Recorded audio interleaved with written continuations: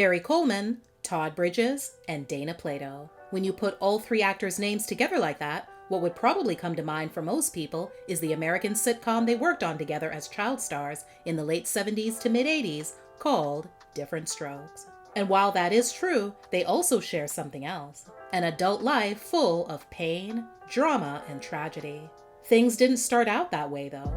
Diff'rent Strokes, which aired on NBC from November 3rd, 1978 to May 4th, 1985, and on ABC from September 27th, 1985 to March 7th, 1986, not only served as the breakout role for all three child actors, but was also quite provocative, as it was a show about a non-traditional arrangement of the family unit rarely seen on TV at the time. Gary and Todd played brothers Arnold and Willis Jackson, respectively, two black boys from Harlem, New York, taken in by a white, wealthy Park Avenue businessman and widower Philip Drummond, played by Conrad Bain, and his daughter Kimberly, played by Dana. Co-created by seasoned sitcom and variety TV writers Jeff Harris and Bernie Kukoff, the series was originally pitched under the name 45 Minutes from Harlem, reflecting the physical and metaphorical distance for the central character, an African-American child adopted by the wealthy Caucasian employer of his deceased housekeeper mother. When it fell under the scope of Tandem Productions, headed by TV mega-producer Norman Lear, the show was developed into Diff'rent Strokes. During the first season and the first half of the second season, Charlotte Rae also starred as Mrs. Edna Garrett, the Drummonds' housekeeper. In the final episode of the first season, titled The Girls' School, or Garrett's Girls, Mrs. Garrett agrees to accompany Kimberly to her all-girls private school, the fictional Eastland, in order to help with preparations for a school play. In actuality, this episode acted as the backdoor pilot for the spin-off series, The Facts of Life. While there, Mrs. Garrett met Kimberly's classmates and was offered the job as dorm mother. During that second season of Diff'rent Strokes, the Drummonds employed a new housekeeper, Adelaide Brubaker, played by Nedra Voles, who in turn was replaced by Pearl Gallagher, played by Mary Jo Catlett, from the fifth season until the end of the series. The show was initially devised to serve as a vehicle for both Conrad and Gary to further their careers. Conrad had recently finished a multi-year run on another Norman Lear hit, Maude. When that series ended, Norman was keen to find a suitable sitcom for him to star in. 10-year-old Gary, meanwhile, had caught producers' attention after appearing in a number of commercials and TV shows, and the previous year had starred in some pilot episodes by Norman Lear that attempted to revive the Little Rascals film series from the 20s through the 40s. Even though the pilots didn't make it, Norman saw immense potential in Gary and was determined to find him a permanent home on the small screen. NBC showed immediate interest and felt the format had potential. At their request, the pitch was developed, with Gary's character, Arnold, gaining an older brother. Producers immediately thought of 13-year-old Todd Bridges. He had appeared in a number of commercials, films, TV guest spots, as well as a starring role on the canceled ABC sitcom Fish. Todd was offered the role without needing an audition. By the time she was 7 years old, Dana Plato had appeared in over 100 television commercials, and like Gary and Todd, would go on to do some TV shows and movie roles before hitting her teens. She was also an accomplished figure skater. A producer ended up spotting 13-year-old Dana in a brief appearance on the amateur talent contest The Gong Show, and knew she'd be perfect for the role of Kimberly. The pitch meeting was a success, leading NBC to immediately order a full season's worth of episodes. While early episodes mostly addressed typical family sitcom issues, as the series progressed, it sometimes focused on more serious topics, including drug abuse, alcoholism, hitchhiking, child abuse, and crime. By the sixth season, while still pulling in reasonable viewing figures, ratings were beginning to fall, so producers decided to add several new characters to the cast to freshen the series up and open up future storylines. Enter Dixie Carter and Danny Cooksey, portraying recently divorced television aerobics instructor Margaret Maggie McKinney and her son Sam. Unfortunately, their introduction didn't boost ratings, and in the spring of 1985, NBC canceled Diff'rent Strokes. That wasn't quite the end of things, though.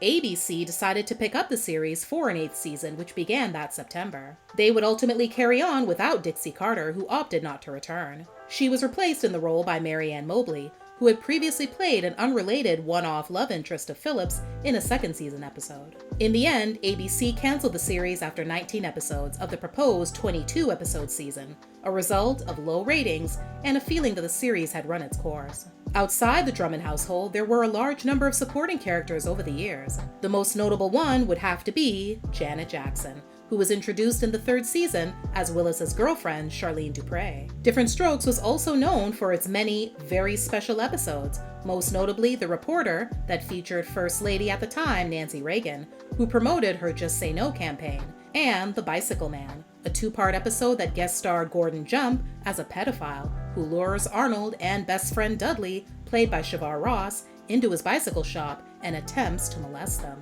Following the show's cancellation in 1986, Gary, Todd, and Dana faced immense struggles in landing other acting jobs. All three experienced various legal problems, while Todd and Dana also struggled with serious drug addictions. The press and fans of the series blamed the cast's personal problems and faltering careers on what was eventually dubbed the curse of Diff'rent Strokes by various tabloids. While on the show, Dana began experimenting with pot, cocaine, and alcohol, suffering an overdose at age 14. During the series' sixth season, the 19-year-old became pregnant. The following year, in 1984, she married musician Lanny Lambert, the father of her son, Tyler Edward Lambert.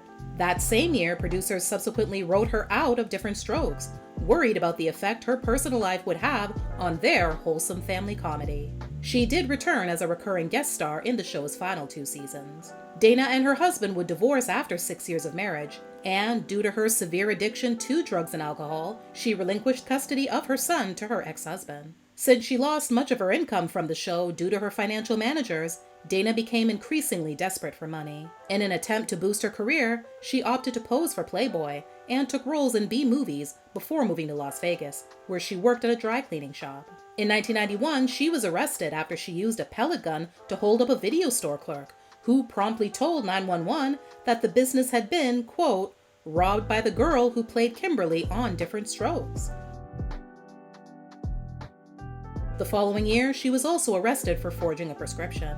And if all that wasn't enough, she then appeared in a softcore adult film in 1998. Dana Plato passed away of a drug overdose in 1999 at the age of 34. Her death was later ruled as her taking her own life.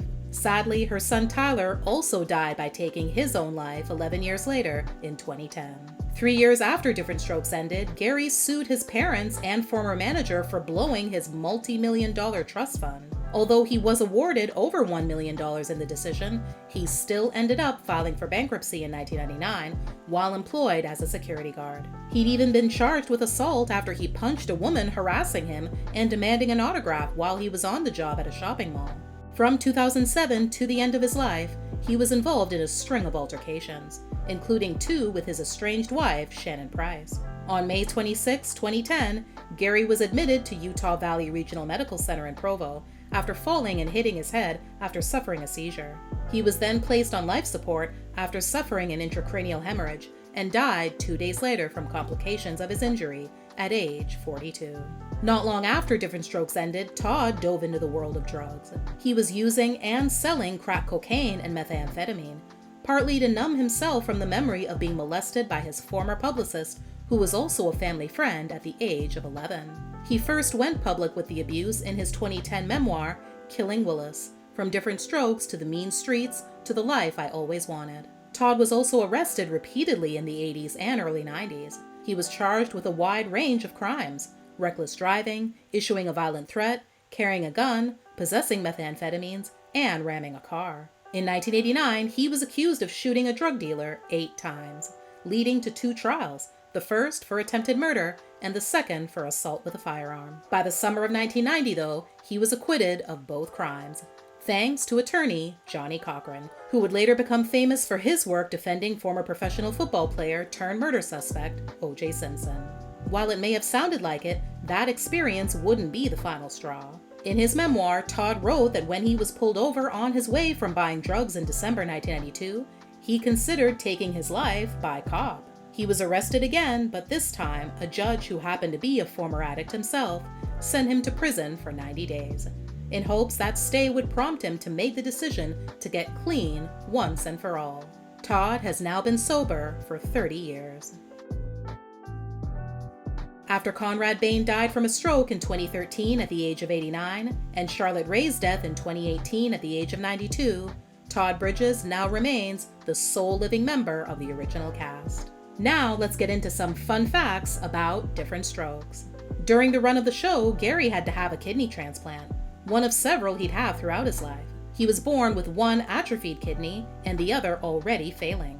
The drugs given to manage his condition resulted in a suppressed growth phase. By age 14, he knew he wouldn't grow beyond 4 feet 8 inches. One episode of the series was even devoted to his character coming to grips with the same affliction. By far, the most popular and enduring element Diff'rent Strokes let loose into pop culture was the catchphrase, "What you talking about, Willis?" uttered countless times by Gary as Arnold. Show writer Ben Starr told the Television Academy Foundation that it was actually written, "What are you talking about, Willis?" But Gary, being only 10 years old at the time, said, "What you talking about?"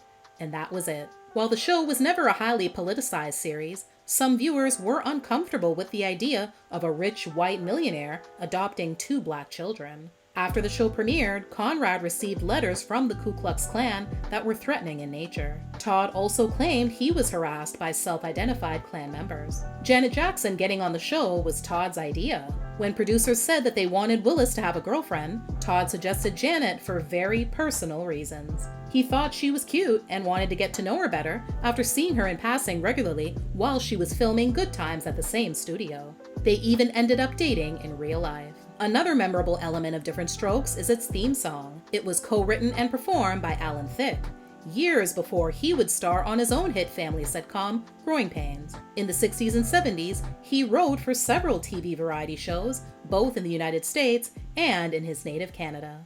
Diff'rent strokes it takes, different strokes it takes, different strokes to move the world. Although billed on the opening credits of each episode, Dana appeared only semi-regularly for much of the first season. On screen, this was explained with her character often said to be away at her private school. In reality, the producers were still undecided whether the character was irrelevant to the format, with the option that she could simply be faded into the background and written out as a way studying should they choose to drop her. But the character was so well received by audiences that as a result, Kimberly became a regular cast member. The title of the sitcom, with a little creative spelling and punctuation to speed up the pronunciation of the first word, is an abbreviation of and reference to the common phrase, "different strokes for different folks." Interestingly, according to the Yale Book of Quotations, boxer Muhammad Ali was the one to drop the line in an interview with a Kansas newspaper in 1966. Things came full circle in 1979 when Ali appeared as a special guest star, playing himself on the show he indirectly named. In the beginning, everyone was having a ball on set, but according to Todd's memoir, things changed around season 3. He wrote that Gary's parents became very domineering. He claimed they hired a bodyguard and an entire team of people to keep Gary away from the rest of the cast and crew and gassed him up as the star. Todd said the changes not only ruined his relationship with Gary, but Gary himself began to act superior to everyone. Then, one day, the tension came to a head. Gary had become increasingly rude to everyone, and Todd decided to snap back. He approached Gary in an attempt to stop the nastiness, but Gary wasn't interested in settling down, telling Todd to shut up. After Todd told him he wouldn't stand for him talking that way to him anymore, Gary allegedly got physical by slapping Todd. Todd then slapped him back, before walking away from the altercation to prevent himself from beating Gary up. After that, things became so bad between the pair, they stopped speaking. While they were professionals when the cameras were rolling, off-screen they were no longer friends. Many years after the turmoil, though, the two did make up and kept in touch until Gary's death. According to the New York Times, Gary's initial salary on the show was commensurate with his experience, earning him $1,800 per episode. After the show started to take off in the ratings, his representatives renegotiated and got that per episode fee up to $30,000. By season 3, the comedy was a top 20 hit, and with more seasons on the way and reruns poised to enter the lucrative 5 days a week syndication market, Gary's people once again wanted more money. His team took the actor's employer, Tandem Productions, to court, and the company countersued for millions it may have faced in losses should Gary's persistence end or damage the popularity of the show. The sides eventually reached an agreement, and the fourth season of the series began, albeit late, in the fall of 1981, after Gary had sat out for several episodes. According to Jet, he wound up with a per-episode salary of $70,000, making him NBC's highest-paid sitcom star at the age of 13. In 2006, Sony Pictures Home Entertainment released seasons 1 and 2 of Diff'rent Strokes on DVD in North America and Latin America. Several years later, Shout Factory acquired the rights to the series and subsequently released seasons 3 through 8 on DVD between 2012 and 2018.